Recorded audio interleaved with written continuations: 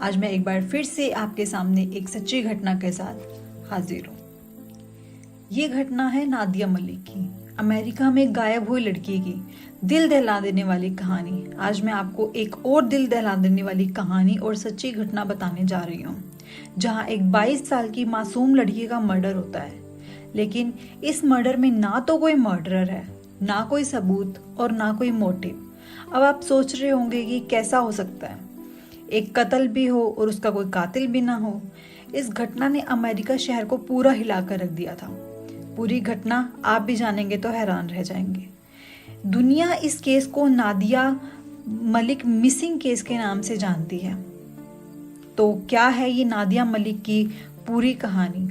इस घटना को पूरी सच्चाई से जानने के लिए वीडियो को एंड तक देखें। और इस घटना को जानने से पहले अगर आपने मेरे चैनल को सब्सक्राइब नहीं किया है तो सब्सक्राइब कर लें और नोटिफिकेशन के लिए बेल आइकन को भी प्रेस कर लें, ताकि जो भी वीडियो आए तो आपको उसका नोटिफिकेशन आ जाए। तो चलिए वीडियो को स्टार्ट करते हैं। ये घटना भारत की एक लड़की नादिया मलिक की है। नादिया अपने परिवार के साथ अमेरिका के कैलिफोर्निया स्टेट के फिलाडेल्फिया नाम की एक जगह पर रहती थी। नादिया बचपन से ही पढ़ाई में काफ़ी तेज थी। पढ़ाई के दौरान ही नादिया की एज 15-16 साल की थी तो नादिया की मुलाकात भारत के ही एक भूपेंद्र गगन सिंह के नाम के लड़के से होती है। भूपेंद्र भी उन दिनों फिलाडेल्फिया में ही रहा करता था। भूपेंद्र से मुलाकात के बाद नादिया की जिंदगी एक नई करवट लेनी शुरू करती है। नादिया पहले सिर्फ अपनी पढ़ाई में ही ध्यान दिया करती थी और अपने आप में ही रहना पसंद किया करती थी। लेकिन भूपेंद्र से मिलने के बाद वो भूपेंद्र के लिए पागल सी होने लगी थी। अब वो दिन रात भूपेंद्र से ही बात किया करती थी।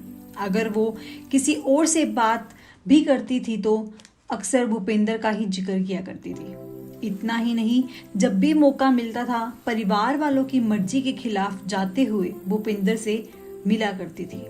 इन सब के चक्कर में नादिया की पढ़ाई पीछे छूटने लगी थी। नादिया के बिहेव में आए अचानक इस बदलाव में उसके परिवार वाले काफी परेशान थे और नादिया को समझाने की काफी कोशिश करते थे। लेकिन नादिया को भूपेंद्र के अलावा कुछ नहीं दिखाई देता था और ना ही भूपेंद्र के अलावा नादिया किसी की बात सुनती थी। भूपेंद्र के प्यार में नादिया इतनी खो जाती है कि जब उसके परिवार वाले उसको कुछ समझाने लगते हैं तो वो अपने परिवार वालों के साथ सारे रिश्ते खत्म करके भूपेंद्र के साथ ही रहने लगती है। नादिया और भूपेंद्र शादी भी नहीं करते और एक साथ रहने लगते हैं। इसी दौरान नादिया एक बेटे को भी जन्म देती है। नादिया अपने परिवार वालों को लगभग भुलाकर अपने बेटे और भूपेंद्र के साथ अपनी जिंदगी बिताने लगी थी। नादिया पढ़ाई से भी रिश्ता लगभग खत्म कर चुकी थी।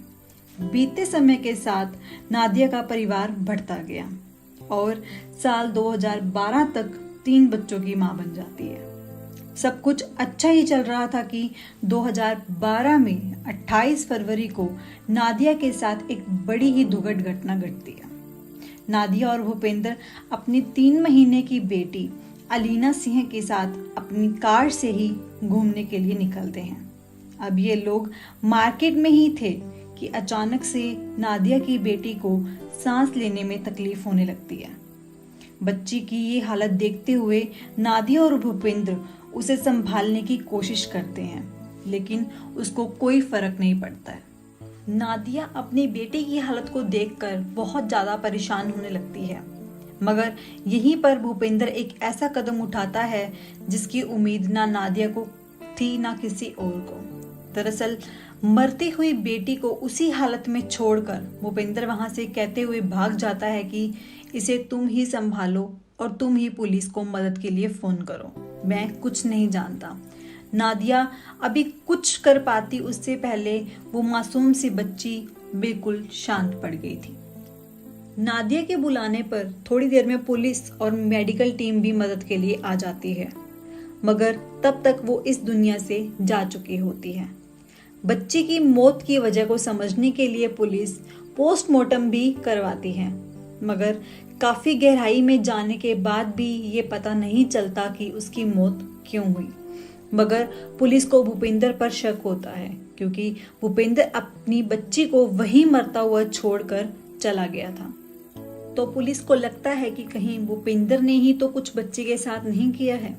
फिर पुलिस मर्डर के एंगल से भी जांच करती है, लेकिन पुलिस को कोई भी सबूत नहीं मिलता है। इस तरह से उस बच्चे की मौत का कारण एक रहस्य बनकर रह जाता है।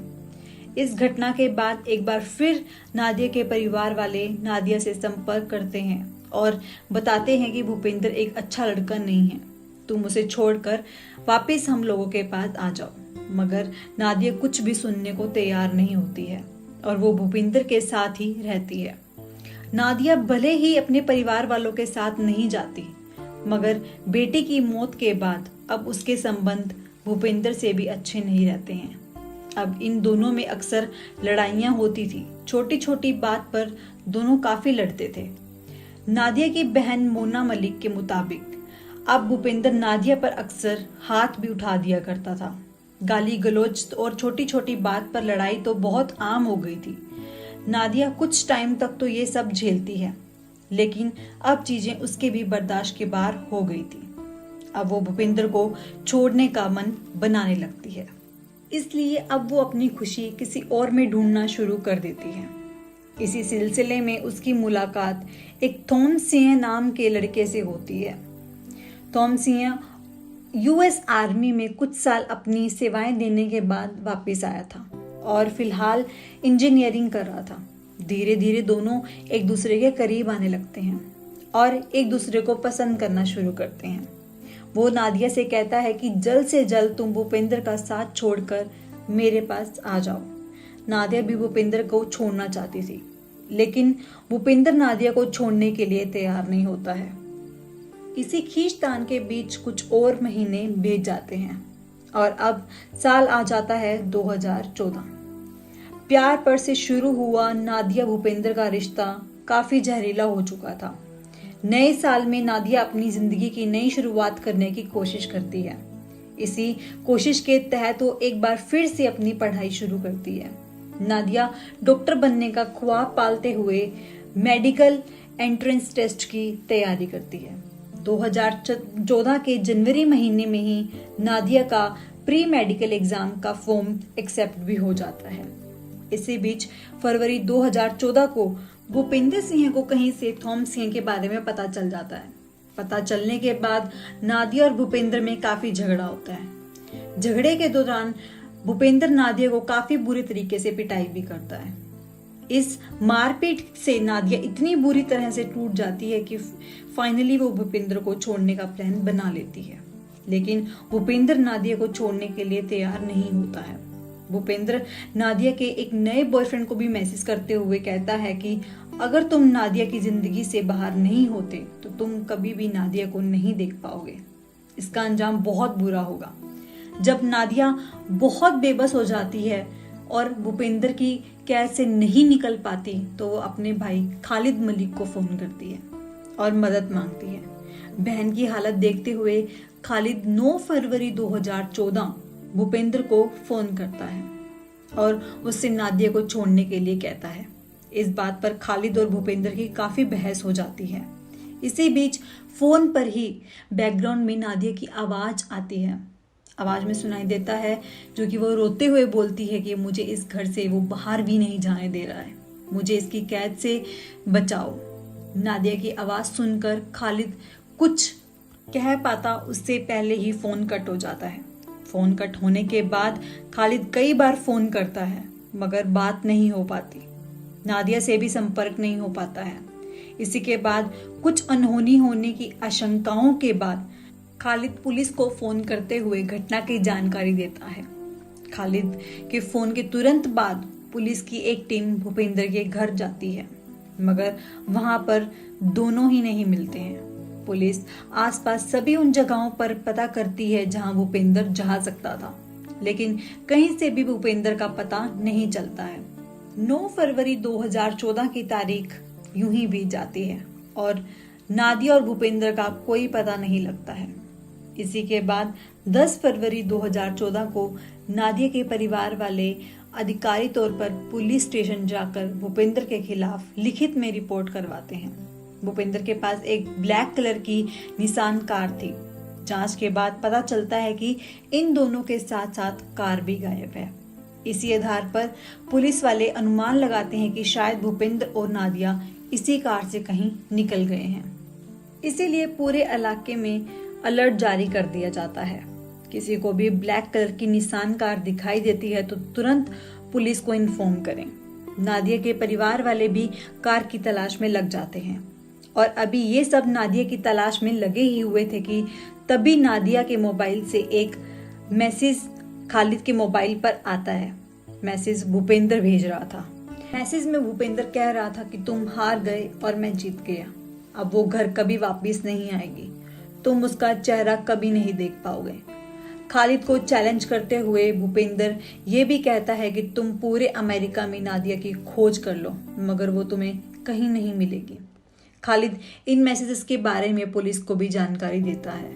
पुलिस भी अपनी चार्ज का दायरा बढ़ाती है मगर कुछ फायदा नहीं होता है। पुलिस के हाथ अभी भी खाली ही रहते हैं। इसी बीच 11 फरवरी 2014 को एक बार फिर से नादिया के मोबाइल से खालिद को मैसेज मिलते हैं। इस बार लिखा हुआ था कि अगर तुम नादिया से बात करना चाहते हो तो मुझे तुरंत मोबाइल के माध्यम से $20 भेजो। इसके तुरंत बाद कई और मैसेजेस मिलते हैं जिसमें रकम थोड़ी बढ़ाकर पहले से 50, फिर 100 और फिर $200 कर दी जाती है।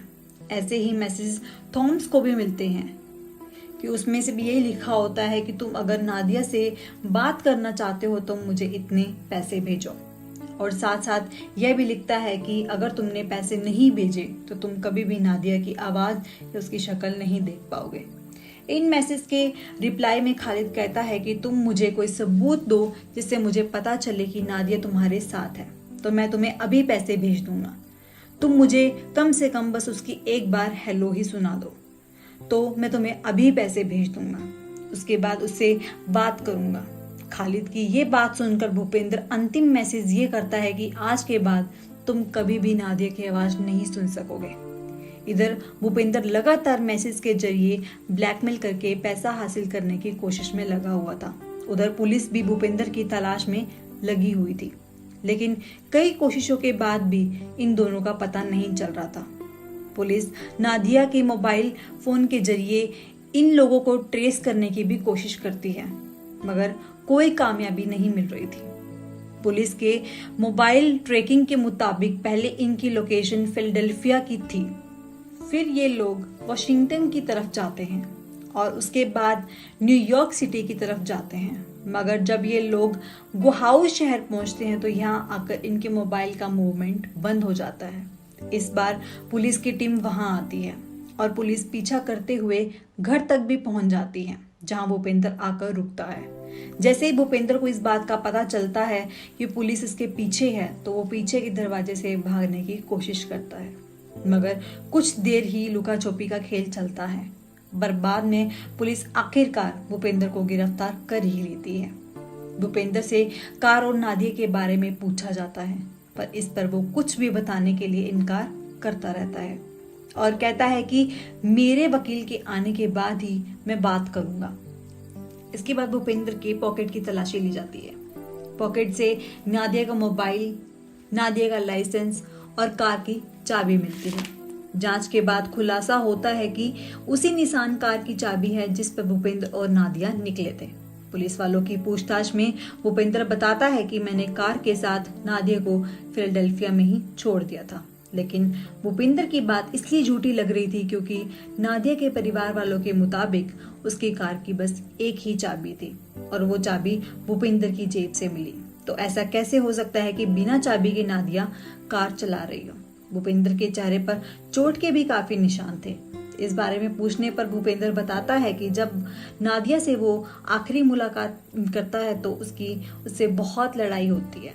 नादिया ने भी उस पर हमला किया जिस कारण उसके चेहरे पर ये खरोंच और चोट के निशान हैं। अब पुलिस की कई टीम नादिया को खोजने में लग जाती है। पुलिस की बड़ी चहल पहल के बीच इस केस की चर्चा फिलाडेल्फिया में भी बड़े जोर शोर से होने लगती है।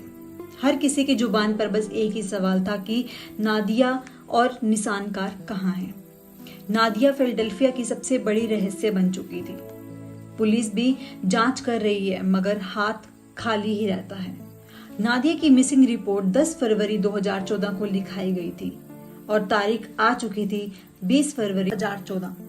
20 फरवरी 2014 को फिलाडेल्फिया के मार्फल टाउनशिप पुलिस स्टेशन में एक अनजान व्यक्ति कॉल करता है और कहता है कि एक ब्लैक कलर की निसान कार फिलाडेल्फिया की मार्केट स्ट्रीट के पास 30th स्ट्रीट पर खड़ी है। इस कार में शायद नादिया भी हो सकती है। आखिर ये कॉल किसने की थी, हम आपको वीडियो के आगे बताएंगे। फिलहाल बताते हैं इस कॉल के बाद क्या होता है। पुलिस की एक टीम वहां भाग कर जाती है। वहां सच में एक ब्लैक निसान कार खड़ी थी। कार बुरी तरह से बर्फ से ढकी हुई थी, लेकिन हैरानी की बात तो यह है कि इस कार पर 8 पार्किंग टिकट्स लगे हुए थे। मतलब इस कार को यहाँ पर खड़ी करने से पहले कई दूसरी जगह गलत तरीके से पार्क किया गया था, इसीलिए उस पर पार्किंग टिकट्स भी लगाए गए थे। पहले किसी को उस कार में लाश नहीं दिखाई देती है। इसी दौरान कार को खोला जाता है। कार के अंदर पुराने कपड़ों के ढेर थे। इसके अलावा काफी सामान बिखरा पड़ा था। पहले तो पुलिस को कुछ भी नजर नहीं आता है, मगर जब वो उन कपड़ों के ढेर को हटाया जाता है तो उन कपड़ों के ढेर के नीचे नादिया की लाश पड़ी हुई मिलती है। जिस नादिया की तलाश पिछले 10 दिन से हो रही थी, वो अब पुलिस को कार में बंद कपड़ों में ढेर के नीचे मिलती है। मृत्यु के समय नादिया की उम्र सिर्फ 22 साल थी। लाश मिलते ही पुलिस इसे पोस्टमार्टम के लिए भेज देती है। नादिया का पोस्टमार्टम करने वाले डॉक्टर की टीम की ओर से 11 फरवरी 2014 को एक प्रेस कॉन्फ्रेंस किया जाता है, जिसमें कहा जाता है कि नादिया की बॉडी पर किसी फिजिकल ट्रॉमा के निशान नहीं मिलते हैं। पोस्टमार्टम के दौरान भी मौत की वजह की और मृत्यु के तरीके संभावित रूप से पता नहीं चल पाते हैं। मृत्यु के कारणों तथा तरीकों को समझने के लिए सैंपल्स को फोरेंसिक लैब भी भेजा जाता है, क्योंकि शुरू में रिपोर्ट में कुछ भी पता नहीं चल पाया था, इसलिए भूपेंद्र को गिरफ्तार नहीं किया जाता है। फिर भी पुलिस उसे शहर में रहने को कहती है और उस पर नजर रखे जाने लगती है। लेकिन अप्रैल 2014 में भूपेंद्र पुलिस के नियमों को तोड़ते हुए शहर से बाहर चला जाता है। इसके बाद उसे गिरफ्तार करते हुए जेल में डाल दिया जाता है। हालांकि कुछ ही महीने बाद भूपेंद्र को कोर्ट से बेल भी मिल जाती है और वो फिर से आज़ाद हो जाता है। उम्मीद की जा रही थी कि महीने 2 महीने में फोरेंसिक लैब से नतीजा आ जाएगा, लेकिन उसे 8 महीने बाद जाकर अक्टूबर महीने में रिपोर्ट आती है और उम्मीद की जा रही थी कि इस रिपोर्ट में कुछ ऐसा होगा जिसके आधार पर भूपेंद्र पर हत्या का मुकदमा दर्ज किया जा सकेगा। लेकिन हर कोई उस समय शॉक्ड रह जाता है कि काफ़ी मेहनत और जांच के बावजूद डॉक्टर की टीम मौत के कारणों का पता नहीं लगा पाती है। और इतना ही नहीं, मौत किस तरीके से हुई उसके बारे में भी कुछ जानकारी नहीं मिल पाती है। इस रिपोर्ट के बाद पुलिस कई नामी जासूस को इस केस के जांच में शामिल करती है। कई महीने तक जांच चलती रहती है, लेकिन पुलिस के हाथ कोई जानकारी नहीं लगती है। लेकिन जासूस अपनी इस जांच के बाद सर्कमस्टांसेस के आधार पर भूपेंद्र पर ही नादिया को जहर देकर हत्या करने का शक जताते हैं, लेकिन उनके पास कोई सबूत नहीं होता है। इसलिए पुलिस भूपेंद्र पर कोई मामला दर्ज नहीं कर पाती है। काफी कोशिशों के बाद भी जब पुलिस को भूपेंद्र के खिलाफ एक भी सबूत या गवाह नहीं मिलता है, तो फाइनली पुलिस कोर्ट में नादिया की हत्या को रहस्यमयी हत्या बताते हुए क्लोजर रिपोर्ट फाइल कर देती है। अंततः कुछ महीने बीतते हैं कि ये केस बंद हो जाता है और भूपेंद्र आजाद अपनी जिंदगी जी रहा होता है। नादिया अपने 2 छोटे बच्चों को छोड़कर मर जाती है, लेकिन परिवार वाले अपने स्तर पर कोशिश करना नहीं छोड़ते हैं। वो अपने जासूस को इस मामले की तह तक जानने के लिए लगाते हैं। इनके द्वारा इकट्ठे किए गए सबूतों के आधार पर नादिया के परिवार वाले पुलिस को केस रीओपन करने के लिए कहती है, लेकिन पुलिस उन सबूतों के आधार पर भूपेंद्र को गिरफ्तार नहीं कर सकती थी, इसलिए वो केस को रीओपन करने के लिए मना कर देती है। जो परिवार वालों द्वारा सबूत इकट्ठा किए गए, उसके आधार पर परिवार वालों ने दावा किया कि नादिया को दाहिने हाथ पर भूपेंद्र ने जहरीला इंजेक्शन लगाया और कार और नादिया को वहीं छोड़कर भाग गया और साथ ही सभी सबूत भी मिटा गया। लेकिन कुछ लोगों का कहना है कि नादिया ने आत्महत्या की है, लेकिन इसका दावा भी नहीं किया जा सकता क्योंकि आत्महत्या की पुष्टि करने के लिए भी वहां एक भी सबूत नहीं मिलता है। भले ही भूपेंद्र पर हत्या का मुकदमा दर्ज नहीं किया जा सका, लेकिन एक स्थानीय अदालत ने भूपेंद्र को नादिया के परिवार को $10 मिलियन हर्जाना देने का ऑर्डर दिया। कोर्ट जितने भी पैसे दिलवा दे, लेकिन सच तो यही है कि नादिया के परिवार वालों को नादिया वापस नहीं मिल सकती है और नादिया के कातिलों का ना पकड़ा जाना पुलिस की सबसे बड़ी नाकामी है और नादिया के साथ हुई सबसे बड़ी नाइंसाफी है। चलिए अब बात करते हैं कि पुलिस वालों को वो अनजान कॉल किसने किया था। कहा जाता है कि कॉल करने वाले व्यक्ति ने पुलिस से अपनी पहचान ना जाहिर करने की शर्त पर ही कार की लोकेशन बताई थी, मगर नादिया के परिवार वालों के मुताबिक जहां कार खड़ी हुई थी उसके ठीक पीछे एक बड़ा सा रेस्टोरेंट है। उसी रेस्टोरेंट में ऑर्डर का इंतजार करते हुए एक व्यक्ति न्यूज़पेपर पढ़ रहा था। इत्तेफाक से उसे उसी निशान कार के साथ नादिया के गायब होने की खबर छपी हुई थी। इसी आधार पर उस व्यक्ति को लगा कि हो ना हो वो कार वही हो सकती है, क्योंकि उसने वो कार कई दिन पहले से ही एक जगह पर खड़ी हुई देखी थी। बस इसी के बाद पुलिस को फोन किया। फोन के बाद पुलिस आती है और जांच होती है, मगर उस सवाल का जवाब कभी नहीं मिल पाता जिसका जवाब नादिया के परिवार वालों समेत हर कोई जानना चाहता है कि इस घटना में हत्या कैसे हुई और पुलिस या डॉक्टर्स को कोई सबूत क्यों नहीं मिला। नादिया की हत्या किसने की और कैसे की। आज के लिए बस इतना ही। फिलहाल मुझे दीजिए इजाजत। फिर मिलते हैं ऐसी किसी और सच्ची घटना के साथ जिसके बारे में मैं आपको पूरे विस्तार से बताऊंगी। अगर आपको इस घटना की जानकारी अच्छी लगी हो तो प्लीज़ वीडियो को लाइक करें, चैनल को सब्सक्राइब करें और इस घटना को ज़्यादा से ज़्यादा शेयर करें ताकि सब लोग इस घटना को सुनें और सतर्क रहें। धन्यवाद।